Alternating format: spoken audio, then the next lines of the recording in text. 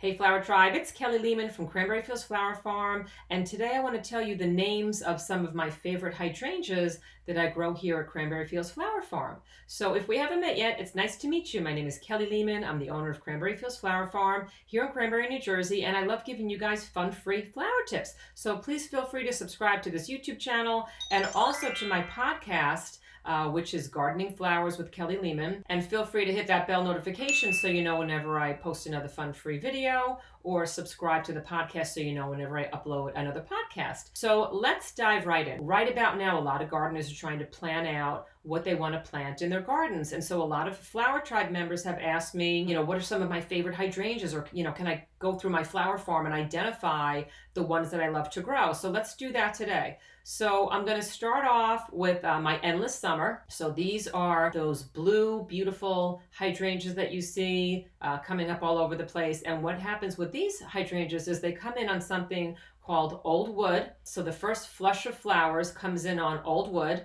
And then a second flush of flowers comes in towards like the end of summer. So the first flush comes in the beginning of summer, and the second round of flowers comes in again at the end. And that's really nice because the first round of flowers that comes in, like in the beginning of summer, those blooms were put in place the previous season. So say like maybe August, September, October of last year, they were put in place on the stems that were there. So those stems are considered to be old wood. So this year's flowers were put in place on that old wood. And what happens is a lot of times gardeners will go outside and they will prune their hydrangeas back at this time of year. But if you have a hydrangea, like an Endless Summer that comes in on old wood, some of the other hydrangeas that come in on old wood are like your Nikos. A lot of mop heads will come in on that old wood. What happens is if you come in and you prune them back this time of year, you're actually cutting off the flowers along with the stems that you prune back. And then a lot of people can't, figure out why they have no blooms in the summer. And what usually happens is, they actually have cut them off by accident. So if you have a mop head hydrangea, it's a really good idea to, don't do any kind of pruning, especially, now this time of year. So do not prune them back in like winter, don't prune them back in spring, and you really shouldn't even prune them back anytime after August because, that's when those blooms for the following year are being put in place. So this is what my Endless Summer look like, and you can actually alter the color of these by changing like the pH of the soil. So you can either make them turn more pink or you can make them turn more blue, and I have a video that I will post showing, how to do that. It's really simple. And so those are one of my favorites, and I love them because they have a second flush of flowers that come in towards the end of summer, and those blooms come in on what's known as new growth, kind of like from the base of the plant. So even if you went ahead and, accidentally over pruned or pruned off, that first, set of flowers, the second set of flowers should still come up. So it's kind of like, like a little safety catch there. So those are the Endless Summer, but like there's a lot of other brand new varieties of these types of mop head hydrangeas that are coming out. And Proven Winners has a boatload of them. They have a Let's Dance series, and some of the names of theirs are Blue Jangles and Skyview, and they come in, compact versions and larger versions.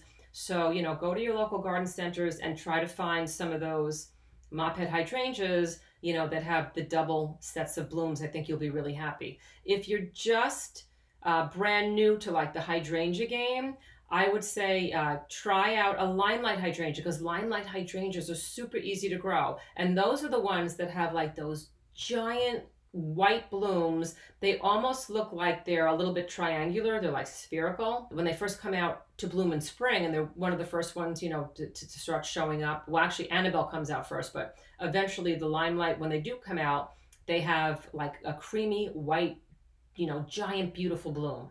And there's tons of them all over the plant. And then in the fall, these beautiful creamy white blooms turn to like a gorgeous light green.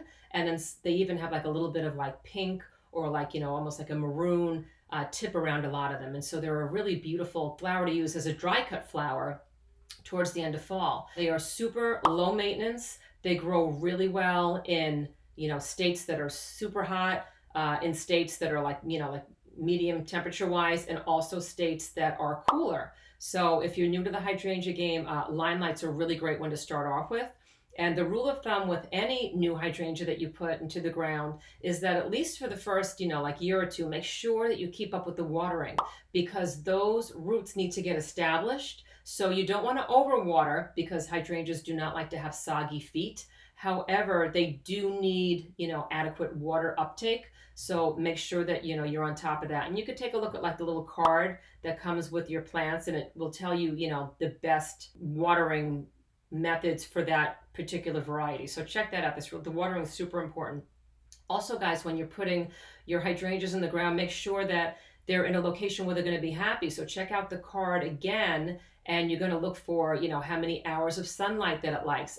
I find that most hydrangeas love morning sunlight, like at least 6 to 8 hours of morning sun, and then some afternoon shade. That seems to be like the magic trick for the majority of hydrangeas. But listen, if you live in like a super cold state, you might want to have it in extra, sunlight. If you, live in like a super hot state, you might want to have extra hours of that shade so that the blooms don't burn up once they come in. So Limelight's a super easy hydrangea to start off with, and they get massive. Like I have ones in my flower farm that are over 20 feet tall, and I literally neglect the heck out of these guys. I made sure that I kept up with the watering, and the first year I mulch around them, but I leave them alone.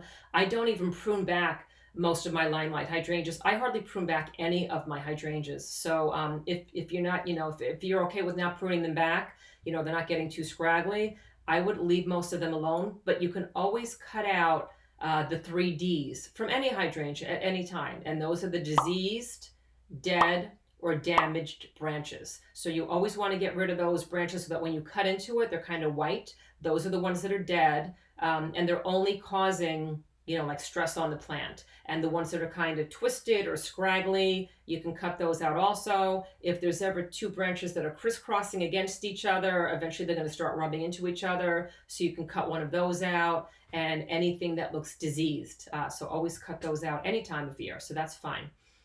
So let's move on to our hydrangea. So like I said, Limelight hydrangea, just give like massive, massive blooms. And if you do trim those back or prune them back, in late winter, early spring, the heads on them, the flower heads are going to be colossal. Like some of my flower heads from my Limelight are like, I don't know, like a foot to 18 inches big. They're huge. But if you want smaller blooms, and probably, maybe more of them, just leave the plant alone. Don't even prune it back, and you're going to have like more manageable ones. We ship a lot of our flowers nationwide, and so I'm better off growing a lot of those smaller ones because, they look nice in a bouquet. But if I'm doing a wedding, I want to have those big, massive flower heads that are just like, showstoppers. So I will make sure that I do prune back some of my Limelights if I know there's a wedding coming up, like that year. Otherwise, I just kind of leave them alone and work with the smaller ones. Another hydrangea that I grow a load of are my smooth hydrangeas. So the ones I'm going to show you now in the video are called Annabelle, and those are the ones that are pure white. They're round. They're gorgeous. You see them everywhere. A lot of people use them in front landscaping and backyard landscaping. The only thing with Annabelles is that they get a little bit droopy. So they get loads and loads and loads of white, creamy, round blooms in the beginning of spring. And those are one of my first hydrangeas to actually bloom, and they're low maintenance and I love them, but sometimes they do kind of flop over because the flower heads get so large, and once it starts to rain and the wind hits them, a lot of times they will flop to the ground. But Proven Winners has a variety called Incrediball, and they have sturdier stems and the same beautiful blooms, but just on sturdier stems. So you might want to try that out. But a great trick that I have for you, a flower farmer trick, is to, once again, don't prune these back. Because if you don't prune them back, you're going to have like a really nice, almost like a cage of last year's stems to hold up the brand new growth that comes in and those new flower heads. So the smooth hydrangeas are similar to the Limelight hydrangeas in that they come in, the blooms come in on new growth from like the base of the plant towards like the middle of spring, end of spring. And so once that new growth starts coming up, if you have that little network of like stems from last year still in place, they'll support those stems and they won't crash to the ground when they get those heavy blooms.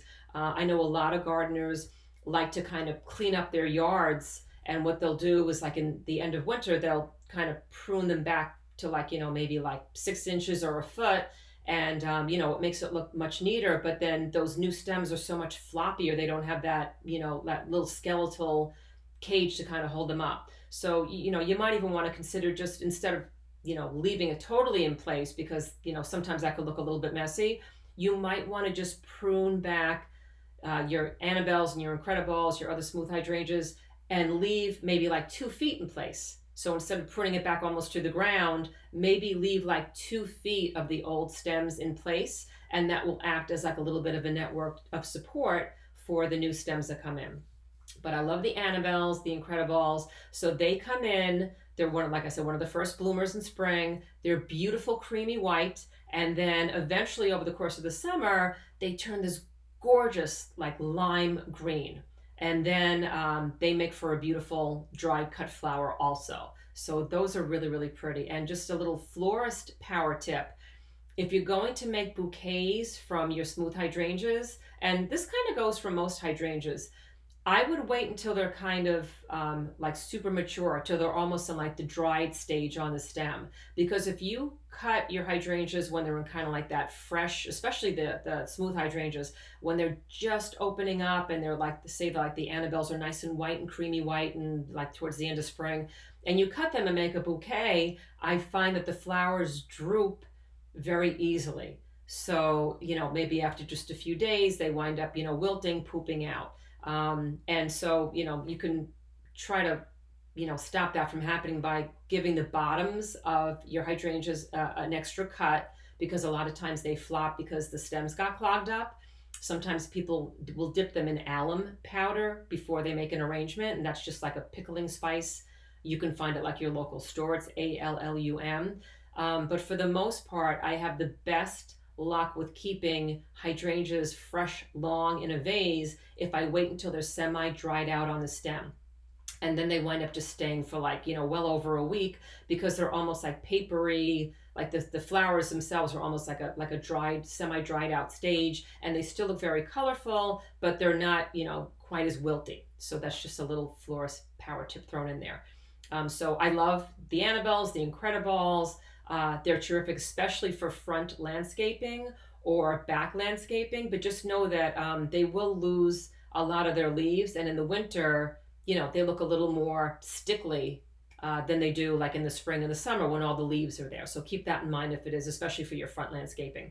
Another one of my favorites is Pinky Winky. So these have like almost like a triangular cone shaped bloom. The blooms are giant. They're kind of pink and white, and they are super, super easy to grow. They're not terrific in flower arrangements. They seem to kind of poop out and turn kind of brown after just a couple days. So I don't love them in arrangements unless the day that you cut them, you're using them. Like I would only have them in an arrangement like for 3 days before they start looking kind of crummy. But if you're having like, I don't know, like a wedding or a bridal shower or a friend's birthday, and it's that day or, tomorrow, then definitely cut them and you can, use them to jazz up a flower arrangements. And they're super easy to grow also.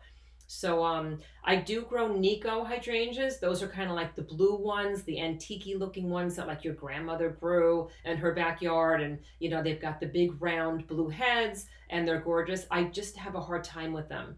And I might just have them in a bad location, but I've tried for years. 2 or 3 years in a row, I had the most magnificent blooms from them. They come in on that, old wood. So I knew not to cut them back.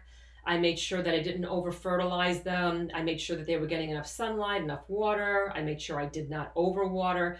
And for some reason, I just have trouble getting a boatload of blooms from them again. So, I don't buy many Nicos anymore, but I do buy some of those newer varieties of the mop heads, because those are the ones, that I love, that give you, the 2 flushes of flowers. So those are the most popular flowers that we're growing at Cranberry Fields Flower Farm right now. Those are the most popular hydrangeas. And, overall, next to peonies, hydrangeas are like the number 1 flower that people want from our farm. So I hope that this podcast gave you guys some great ideas for your own gardens. And please let me know where you're viewing this from in this great, big, beautiful world. I love to see how our flower tribe is growing around the globe each week. And please also join us over on my podcast, and know that I made you guys some terrific flower courses to teach you how to grow no-fuss flowers in your own backyards. I have a course teaching you how to grow annual flowers like your sunflowers, your zinnias, your marigolds, all those beautiful flowers, celosia. And then I have another course and it teaches you how to grow your perennials like your, hydrangeas and your peony flowers. And they're super cheap. I think they're like $9.99 a piece, and a lot of times we run specials. And then I have another course that teaches you how to actually arrange them in beautiful arrangements. And then we have a holiday course also. So I will put all these in links in descriptions below, and please join us over on my Cranberry Fields Instagram page, and know that we're also on TikTok and Pinterest and all those good places. So please leave me a comment or give a thumbs up. Let me know if you like this. So I will see you guys in the next video. Hey Flower Tribe, it's Kelly Lehman from Cranberry Fields Flower Farm, and I'm here today to tell you about some of my hydrangeas that I start that over.